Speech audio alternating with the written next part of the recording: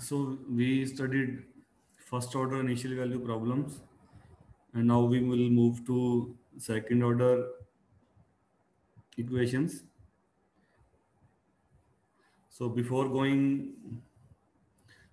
to start, before starting the main topic, quickly we will review some features of second order equations. So, so in general, I can write second order linear OD as, so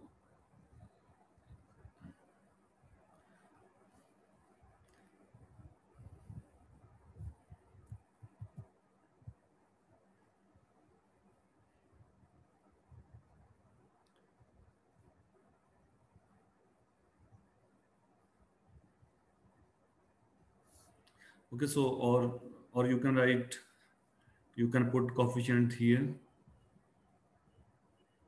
and then you can divide this here. Okay, so that a0 is non-zero. If that coefficient of second order derivative, if this is zero, then you don't have a second order equation. So in general, you can write these equations in this form, where p, q coefficients are, they are functions of x, and this is linear. And how you solve these equations? For example, uh, I have equation that y double prime plus 5y prime plus 6y equal to 0. So this is constant coefficient linear equation, and we assume that uh, solutions are in exponential form. So you can assume, वैसे यहाँ variable missing है, so I am assuming that y is a function of x, so you can assume y equal to e power x. So if you fit in equation, then y double derivative will be Sir, r square e to the power क्या rx. आएगा? r square rx. Hmm R square hmm e to the power rx. Second derivative आस्कर आएगा, Yes, शाबाश. sir. Then 5r e power rx, rx. then 6 e 6 power e rx. rx equal to 0. So you can take e power rx common, and e power x is non-zero, so you can write uh, this equation, and this is called characteristics equation. So which has two roots, you can factor it -3 and -2. Okay, so solution is, so what will be solution? Solution will have e power -3x and e power -2x, and their linear combination is my general solution. So e power -3x plus c2 e power -2x. This is my general solution. Okay, so in the same manner, you can write an initial value, and there is existence theorem that I am not going to prove.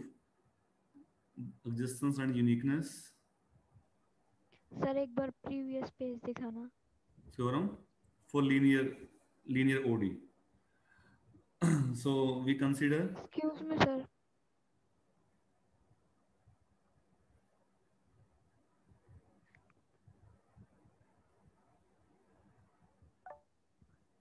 Thank you, sir. हो गया. so we consider initial value problem. You can write in x or t, so there is no confusion about notations. t में भी लिख सकते हैं, ठीक है, मैं टी में लिख देता हूँ, चलो एक्स में लिखना है, एक्स में लिख लो, आपकी मर्जी है.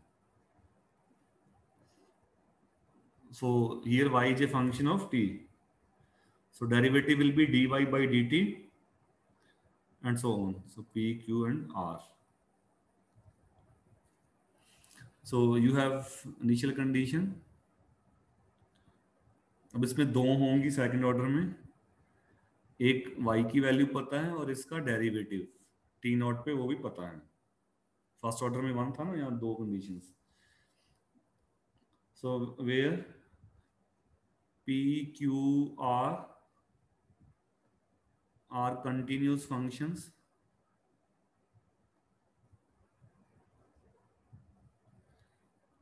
on an open interval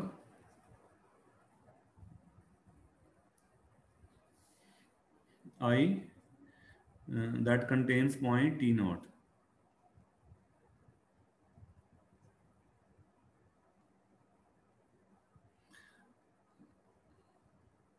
तो जो हमने पियानो थ्योरम पढ़ा था पिछली बार, उसमें था ना कि कंटिन्यूटी रिक्वायरमेंट है. So in the similar fashion your coefficients, they all are continuous functions, so only continuity is required. Then there is a exactly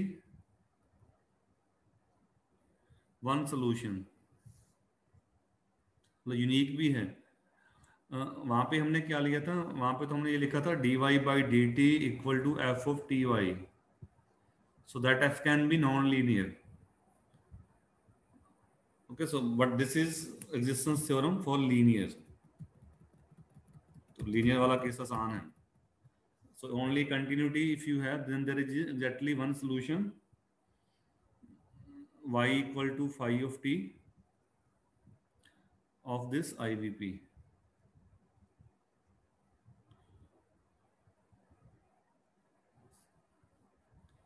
And the solution exists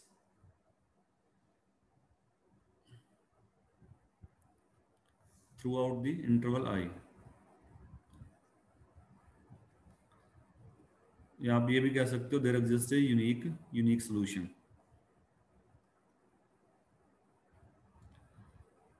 So IVP, if coefficients are continuous function, then given IVP has a solution and which is unique.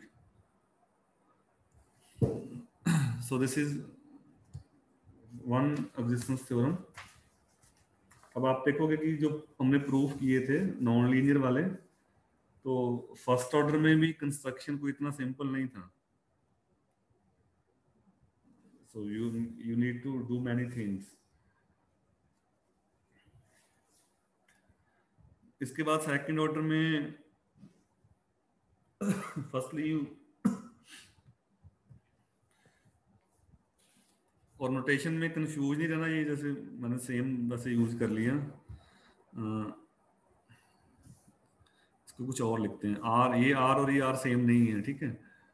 So let us be consistent with notation, right it this something else. So P Q R क्या लिखें? सिर्फ S ले लो. चलो book वाला use कर लेते हैं, जी, ठीक है. पी क्यू जी, इसको भी चेंज कर देते हैं, ठीक है.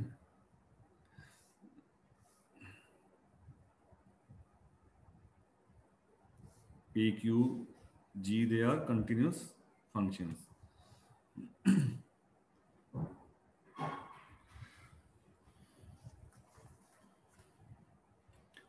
और आपने क्या पढ़ा था इसमें? होमोजीनियस इक्वेशन, वो क्या होती है? होमोजीनियस, जी टी जीरो हो जाएगा. हाँ, जब जी आपका जीरो हो जाएगा. So y double prime plus p x plus q x y equal to zero. Sir x की टी. एक्स में लिखा है मैंने, ठीक है. P x y dash, okay. So this is homogeneous when g right hand side is 0. तो इनके, और दूसरी को हम क्या बोलते हैं, नॉन होमोजीनियस. नॉन होमोजीनियस वो जो आपका ओरिजिनल इक्वेशन है, y double prime plus p x y prime plus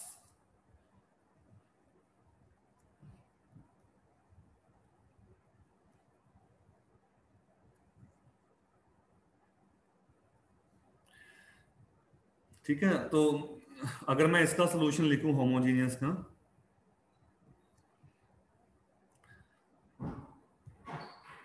late us say that is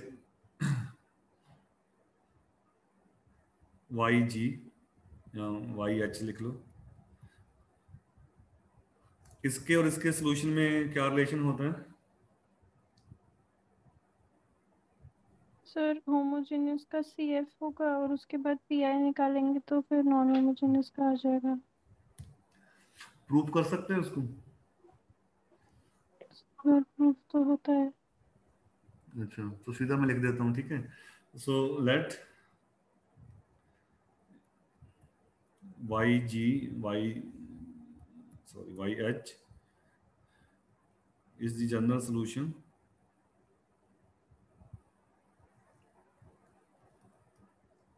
of homogeneous. इनको नंबर लगा देते हैं यहाँ पे. Let us say this is 1, say this is 2. If yh is the general solution of homogeneous equation 1 and yp is a particular solution of 2, then yg yh plus yp is the general solution of 2.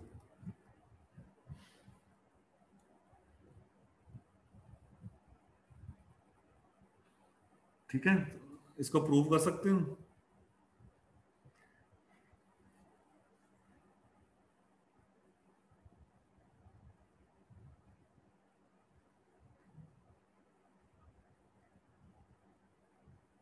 करना. Solution satisfy the equation, so this is the hint. So this will satisfy the non-homogeneous equation.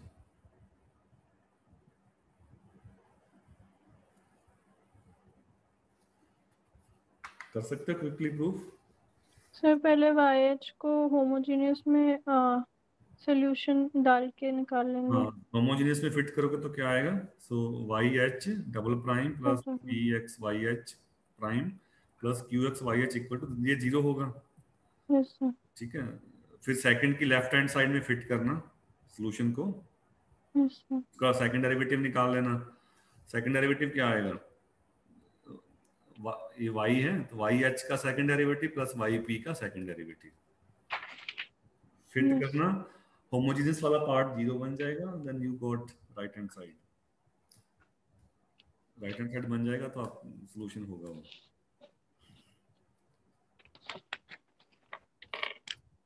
Then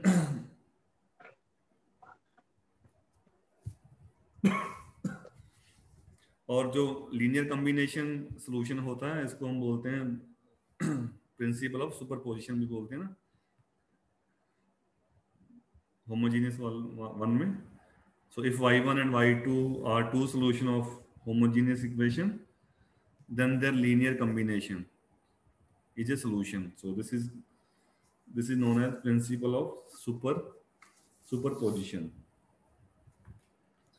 That stuff you have studied in your graduation. So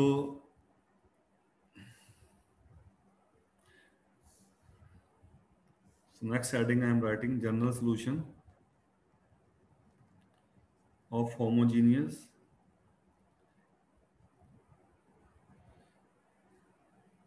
equation.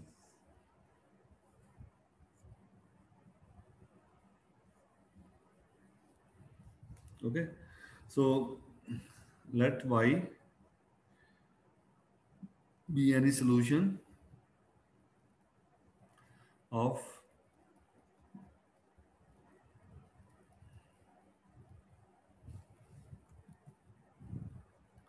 this homogeneous equation on any interval a to b. Then there are two constants c1 and c2, so that by using principle of superposition you can write their linear combination for every x in that interval ab.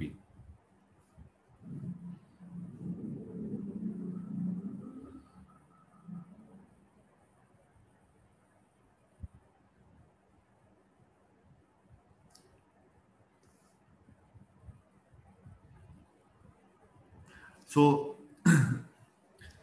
so any solution of homogeneous equation on any interval ab is determined by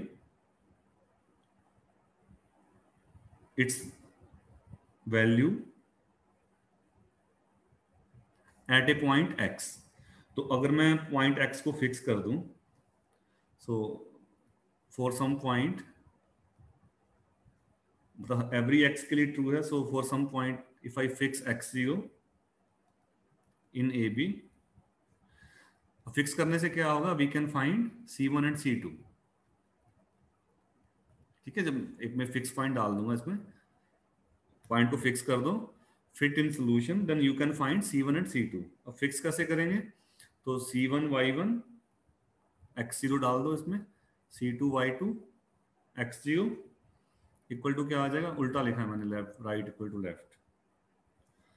तो ये true है. अब दो constant निकालने हैं, you need two equations. ये true है तो उसका डिफरेंशिएशन करोगे, यानी कि डेरिवेटिव करके डाल दो वैल्यू. डेरिवेटिव क्या होगा, y dash x equal to c1 y1 dash x plus c2 y2 dash x. So this will be y1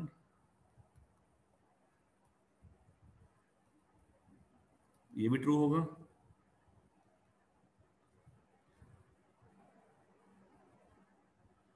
तो अब ये 2/2 सिस्टम है आपके पास.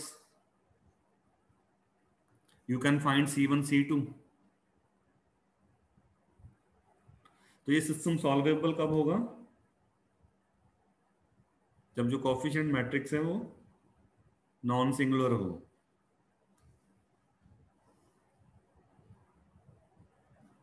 सो for this system is solvable,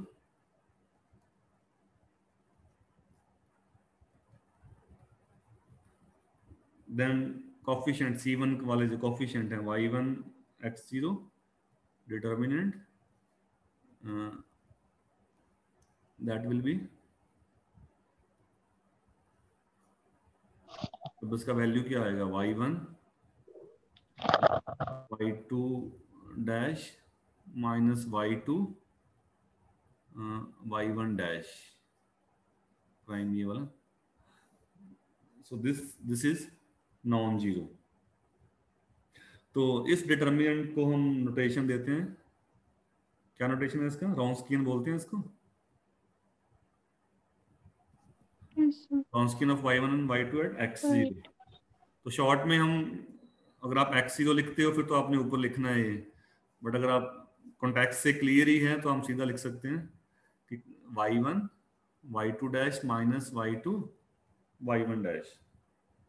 So in other words, you have a homogeneous equation, okay, and by using superposition principle I am writing its general solution, and then I am calculating that solution and its derivative at one point x0. Okay, then you can find constant c1 and c2. Okay, and for this system this Wronskian will be non-zero. तो अगला जो हमारा theorem है, आप छोटा सा result है, ये इनको रिकॉल क्यों कर रहा हूँ, क्योंकि हमने आगे सिस्टम पढ़ना है, तो सिस्टम में भी मोरलेस सेम चीजें ही चलेगी. So this theorem is called Abel's formula.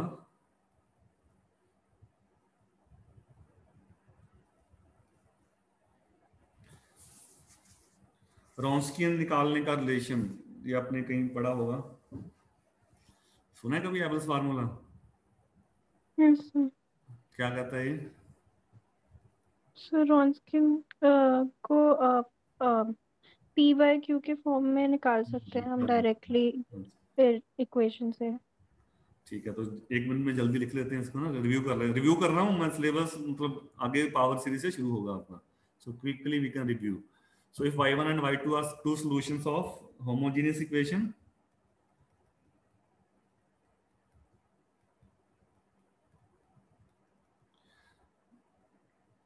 then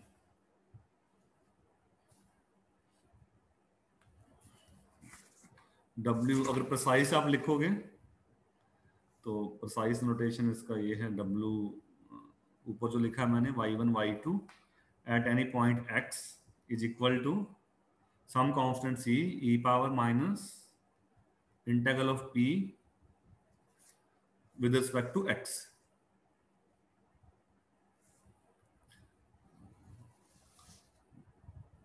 So from this formula you can say that, देखो एक्सपोनेंशियल तो कभी जीरो होगा नहीं, ठीक है. So this guy is non-zero. So Wronskian is either never zero on any interval a b और always zero, or because c always zero zero. हो गया. वो कब होगा? जब सी जीरो जीरो कब? है. जब c जीरो होगा. तो इस फार्मूले को हम क्विकली लिख सकते हैं या जरूरत नहीं है? क्विकली लिख देते हैं चलो. तो रॉन्स्किन ऊपर हमने लिखा है, ठीक है. इक्वेशन से रिलेट करना है आपने, y1 y2 dash minus y2 y1 dash. Derivative कर लो इसका. अब मैं सिंबल छोड़ रहा हूँ साथ वाले y1 y2, तो प्रोडक्ट रूल लगाओ. सो y1 y2 का डबल डेरिवेटिव, फिर y1 का derivative, y2 as dash as it is, फिर y2 डैश y1 डैश, फिर y2 y1 डबल डैश. कुछ कैंसिल होगा, मिडिल वाली टर्म कैंसिल हो जाएंगी. So you got y1 y2 double prime minus y2 y1 double prime. So you got first and last. ठीक है. अब इक्वेशन में कैसे फिट करोगे? फर्स्ट कंडीशन क्या है? फिर सोल्यूशन है y1 और y2. है सिंस y1, वैसे पहले लिखना था हमने, since y1 and y2 are solutions. किसके? सॉल्यूशन ऑफ ODE इसको गिवन डिफरेंशियल इक्वेशन. 1. ठीक है, तो दोनों सेटिस्फाई करेंगे. ठीक है, सेटिस्फाई करेंगे तो इक्वेशन में फिट कर दीजिए. सो y1 double prime plus p y1 prime plus q y1 equal to 0, first one. And second one is y2 double prime plus p y2 prime plus q y2 equal to 0. ठीक है, तो p में चाहिए answer है ना, तो एक p q है, q को एलिमिनेट कर दो. q को एलिमिनेट कैसे करोगे? दोनों को माइनस कर दो, इसको y2 से मल्टीप्लाई कर दो, इसको y1 से, then subtract. Okay, so eliminate q.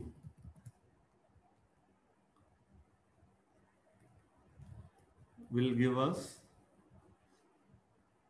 so y1 y2 double prime minus y2 y1 double prime plus p y1 y2 prime minus y2 y1 prime equal to 0. तो first ये w dash बन गया और second ये w बन गया. So you have a first order OD in W. तो general solution क्या होगा? General solution of this equation is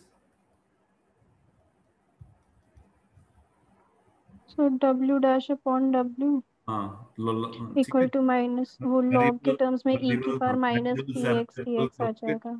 variable separate करोगे, ठीक है, तो इस फॉर्म में आ जाएगा, है ना, ठीक है। So since exponential never vanishes,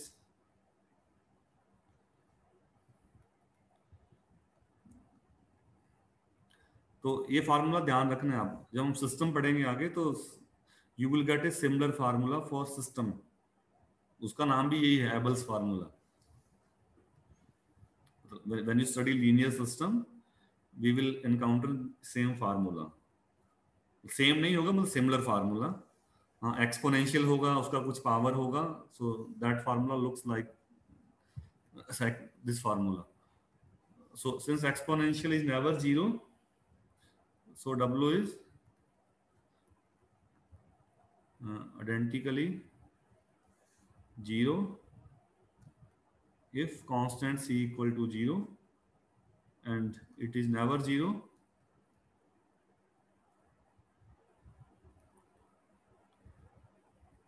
if c is non-zero.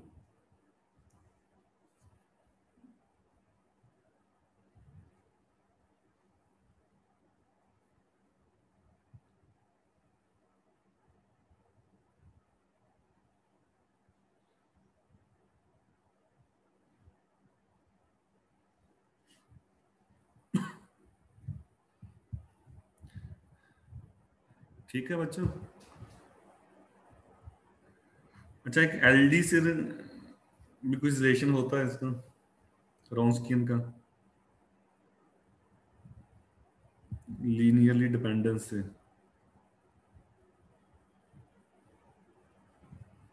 Linear independence dependence, कुछ होता है रिलेशन इसका।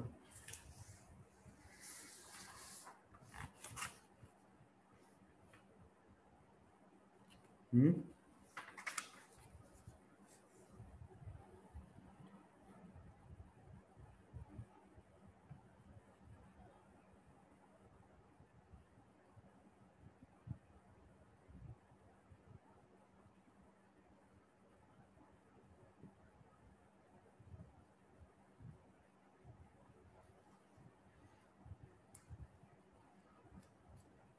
बोलो।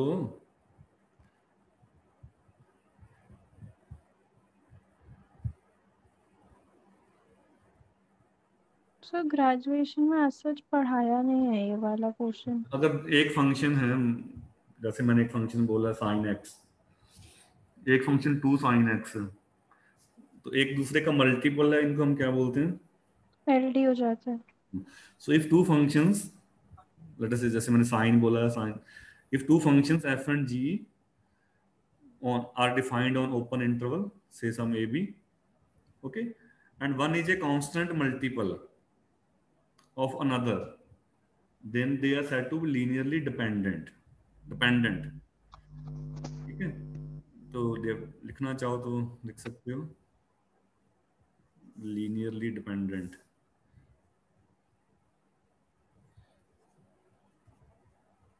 dependent and linearly independent functions.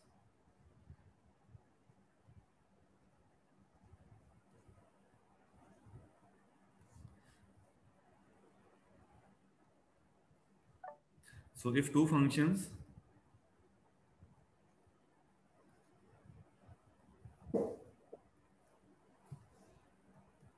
f and g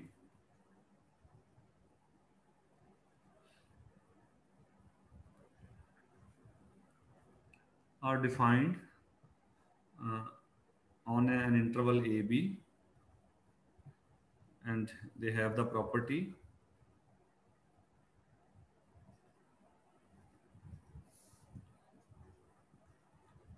that one is a constant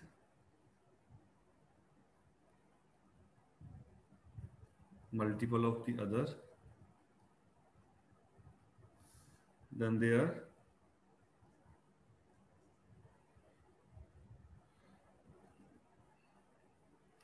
said to be linearly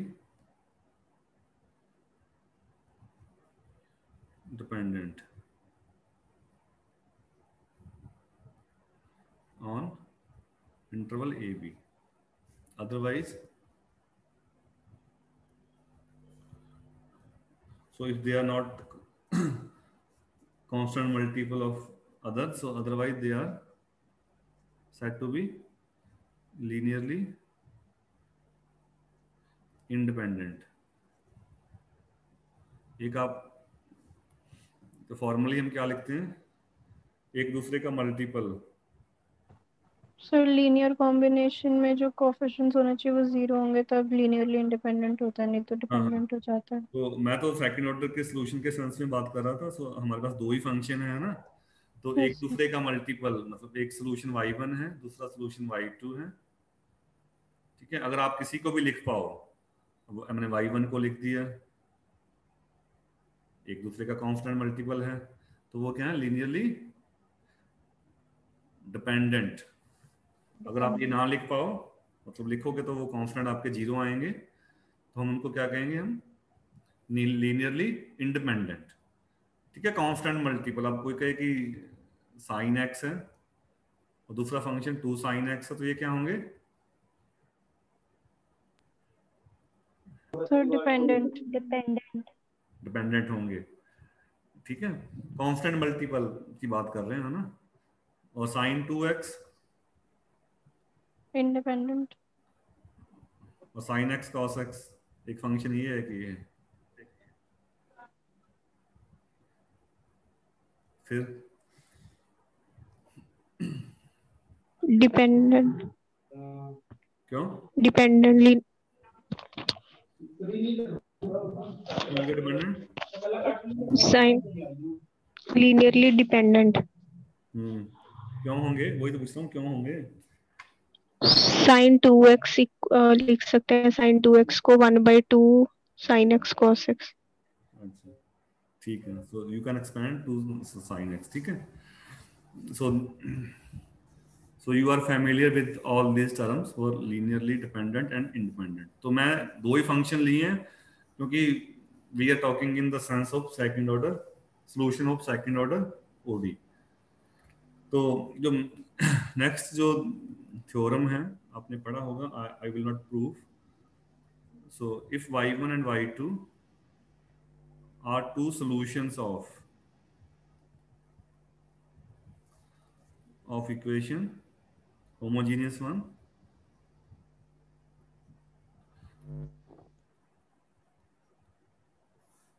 on any interval ab, then they are linearly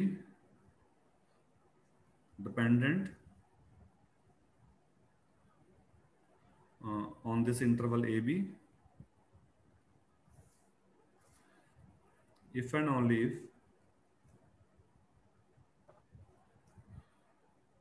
their Wronskian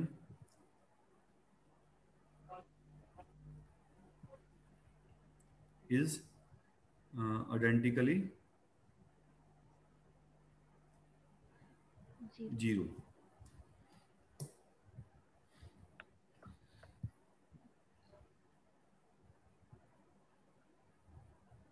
So in the sense of solution, so y1 and y2 are two solution of homogeneous one on some interval ab, then they are linearly का spell ठीक नहीं लिखा मैंने, linear dependent if and only if the Wronskian is identically zero. Can you prove it? तो ये 0 तब होगा जब इसके कांस्टेंट वो c 0 हो जाएगा। अगर कांस्टेंट 0 हो जाएगा तो रॉस्किन 0, तो वो y1 डिपेंडेंट हो जाएंगे ना। कौन सा c? सर रॉस्किन लीनियर कॉम्बिनेशन में लिखोगे ना। अच्छा, आप क्या मान रहे हो कि सॉल्यूशन लीनियरली डिपेंडेंट हैं? दो वे में प्रूव करना है ना। Firstly assume that they are linearly dependent. नहीं सर, मैंने गलत बोला। हाँ, तो लीनियरली डिपेंडेंट का मीनिंग क्या होगा? मतलब एक दूसरे का मल्टीपल। मैंने तो डेफिनेशन यही बोला। आप ये मान लो कि जो y2 है या y1 है वो दूसरे का कांस्टेंट मल्टीपल है। ठीक है, ये अज्यूम करके रॉन्स्कियन निकालो।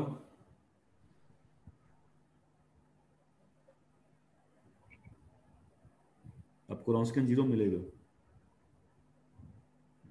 फिर रिवर्स डायरेक्शन में जाना है आपने। रिवर्स में क्या अज्यूम करोगे?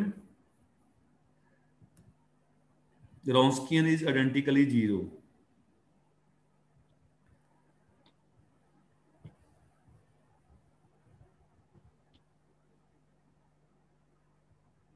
खोलो कॉपी करो, प्रूफ 2 लाइनों का है, करके बताओ। कन्वर्ज में क्या करना है सर? एक पहले पहले आप क्या अज्यूम करो, both are y1 and y2 are linearly dependent. Yes, उससे 0 आ गया। तो फिर क्या आएगा? फिर आप ये लिख y सकते हो y2 इक्वल टू cy1 लिख c सकते हो। Times y1। Then yes, calculate Wronskian. उसकी वैल्यू 0 आ गई। So that is y1 y2 dash minus y2 y1 dash। तो y2 को फिट कर दो, y1 में चेंज कर दो, you will gate 0। y2 dash क्या आ जाएगा? c y1 dash, और y2 को फिट कर दो यहाँ पे c y1। रिवर्स में कैसे जाओगे?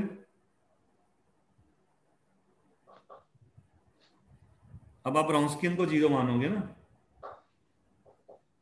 ओके,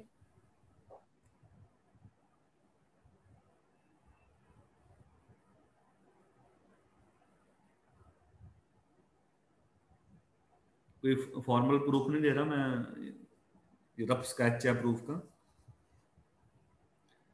आपने रॉन्स्कियन ये मान, ये 0 है, तो आपने शो क्या करना है? जाना इसी पे है। So you have to kill the derivative. अब डेरिवेटिव किल करना है तो क्या करना पड़ेगा आपको? इंटीग्रेशन करना पड़ेगा। ये करेंगे तो अब y1 y2 डैश इसको एग्जैक्ट डेरिवेटिव बना दो, अगर बना सकते हो तो। और इसकी फॉर्म से लग भी रहा है एग्जैक्ट डेरिवेटिव बन जाएगा। किसका एग्जैक्ट बन जाएगा, नहीं तो यस वेरिएबल सेपरेबल जैसा ही हो गया ना, y2 dash by y2 equal to y1 dash divided by y1। But इकट्ठा करना पड़ेगा ना आपको। क्या मैं हाँ, इसको लिख सकता हूँ y2 बाई y1 का exact derivative equal to 0? Exact derivative, yes sir, yes sir. if I divide with y1 square and with some assumption, कुछ आप y1 कहोगे कि y1 is y1 non not zero equal है, to 0। तो आप इससे square से डिवाइड कर दोगे तो ये बन जाएगा derivative of y2 by y1। Yes sir, यही तो होता है y1 नीचे वाले का स्क्वायर, ठीक है, ऊपर वाले का डेरिवेटिव, नीचे वाला एज इट इज, तो ये बन जाएगा u अपॉन v वाला फार्मूला। अब इसका इंटीग्रल करोगे तो क्या मिलेगा आपको? y2 by y1 equal to some constant. तो यहाँ से सर प्रूव हो जाएगा। डिपेंडेंट हो गया।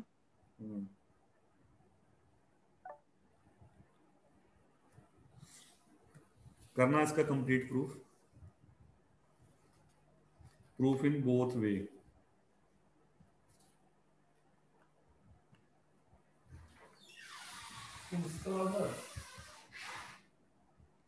Okay, yes sir, yes sir.